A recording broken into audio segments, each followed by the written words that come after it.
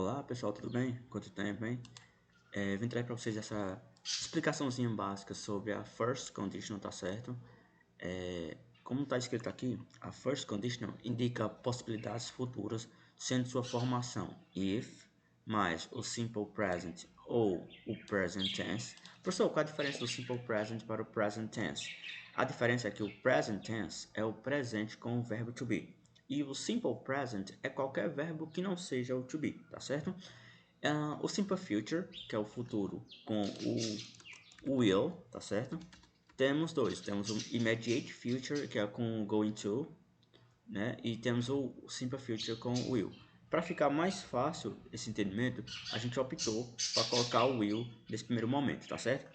Mais o infinitivo. Lembrando que é o verbo sem o to. Tá aqui no infinitivo, mas só para mostrar que vamos tirar o to, tá certo? Na frase aqui, ó. Sim, essa condição é algo que é possível acontecer. Por exemplo, if you study for the test, you will get good grades. O que é que quer dizer isso? É que se você estudar para a prova, você obterá boas notas.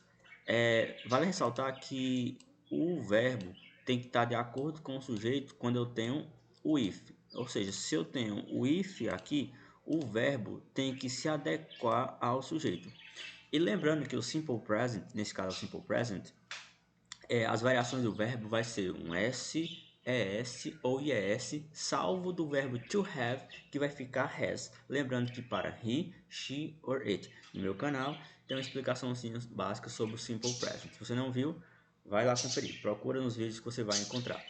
Então vamos lá. Como aqui o pronome é you, ou seja, o verbo ele não precisa se adequar, ou seja, se adaptar ao sujeito, tá certo? Aqui no caso ele fica sem a variação.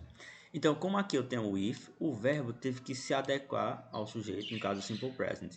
E aqui eu tenho a estrutura do futuro. Lembrando que o verbo no infinitivo seria o to get. Mas como eu tenho o will, eu não preciso colocar o to, porque ele é um verbo modal, né, um auxiliar. Então, no caso, ele dá a ideia de futuro. Então, no caso, não precisa colocar o to. Então, fica o you will get good grades. E lembrando que quando eu tenho o will, o verbo não precisa, no caso se fosse he, não precisa ficar get. Por quê? Porque o auxiliar já faz essa ideia, essa transformação do futuro. Então, se você estudar para a prova, você obterá boas notas. Lembrando que assim como na matemática, que diz que a ordem dos fatores não altera o produto, eu poderia inverter a frase e ela ficaria com o mesmo sentido. Como assim, professor? Vamos lá. Então, eu vou colocar you will get good grades, né?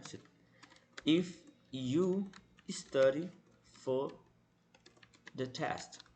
Ou seja, seria a mesma coisa. Você só vai tirar boas notas se você estudar. Então esse if, o if, ele é igual ao nosso se do português. Se você fizer isso, acontecerá isso. Se você guardar dinheiro, você viajará para outro lugar. Enfim. Mais exemplos.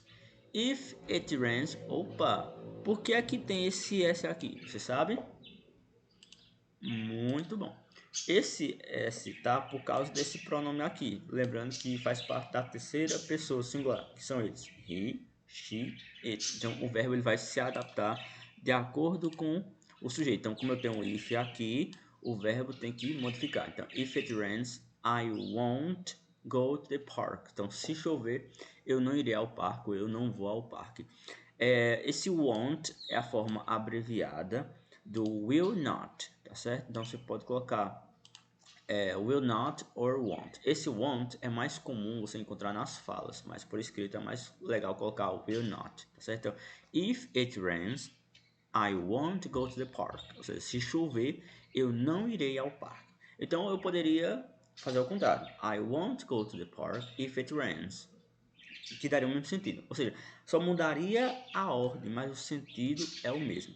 Lembrando também, pessoal, que temos as condicionais 0, A1, A2 e A3. Essa aula de hoje é somente sobre a first condition, tá certo? Vamos ao outro exemplo aqui. If you eat pizza, you will be a fat boy. Olha que interessante. If you eat. Aqui temos o simple present, ou seja, o verbo não precisou modificar porque aqui o pronome é you. E nesse caso temos o will be. Olha só, o futuro com o verbo to be. Ou seja, se você come pizza, você será um garotinho gordo, né? Sem bullying, pessoal. Então, se você comer pizza, você será um garoto gordinho. Então, na frase de baixo tem: If João eats pizza every day, he will be a fat boy. Aqui eu adicionei João, né? Então o verbo, você pode perceber que ele mudou. Aqui estava eat e aqui ficou eats. Por quê? Porque se eu substituir João por um pronome, eu vou encontrar facilmente he. Então se é he, she, it, o verbo precisará se modificar de acordo com o sujeito. Então no caso, if João eats pizza every day, he will be a fat boy. Ou eu poderia colocar João will be a fat boy if he eats pizza every day. Mais uma vez, só modifiquei a ordem e o sentido é o mesmo. Lembrando, pessoal, que você tem que revisar a aula do Simple Present, que as variações são S, ES ou IES, salvo do caso do verbo to have, que vai ficar has. Lembrando que essa variação é de acordo com a terminação do verbo. Então, dependendo se o verbo terminar com X, O, S, SS, SH, CH e Z, eu vou adicionar o ES. É uma revisãozinha básica aqui para vocês. Se o verbo terminar em consoante Y, o que é que eu faço? Eu tiro o Y e coloco IES, tá certo? Ah, professor, e se for vogal e Y? Bom, se for vogal e Y, se torna regra geral, que é o S. Ou seja, se qualquer verbo que não seja terminado em X, O, S, SH, CH e Z ou Y, eu taco-lhe o S se tornando regra geral. E esse have, pronto, esse have, ele é irregular. O que é irregular? Ele não segue o padrão. Ele vai ficar has. Vamos na frase aqui. If Jack, vamos analisar. To have time. He, o verbo to play, vamos analisar aqui. To play Free Fire with me. Pronto. Se Jack tiver tempo, ele jogará Free Fire comigo. Então, vamos analisar.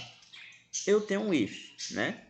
Ou seja, a primeira dica que eu dou a você é localizar o if, se está no começo ou está no meio da frase. Localizei, pá. Como eu sei que aqui é o if, o verbo tem que estar no simple present. Como aqui é o verbo to have, ou seja, eu sei que é o simple present. Então, no caso, if Jack, vai ficar have ou vai ficar has? Como aqui eu tenho Jack, ele é uma das terceiras pessoas do singular, que é he, she or it, ele precisará modificar, então vai ficar has. Lembrando que essa modificação se deu por conta da terceira pessoa do singular. Na dúvida, volta lá no meu canal e faz a revisãozinha. Aqui, como eu já tenho if e eu tenho presente, a outra estrutura tem que ser do futuro. E para colocar no futuro é bem tranquilo. Eu tenho um sujeito, falta o quê? O will, que é o auxiliar do futuro, beleza? E depois eu tenho que colocar o verbo sem o to. Então fica: If Jack has time, he will play Free Fire with me. Ou poderia ser o quê? Jack will play Free Fire with me if he has time.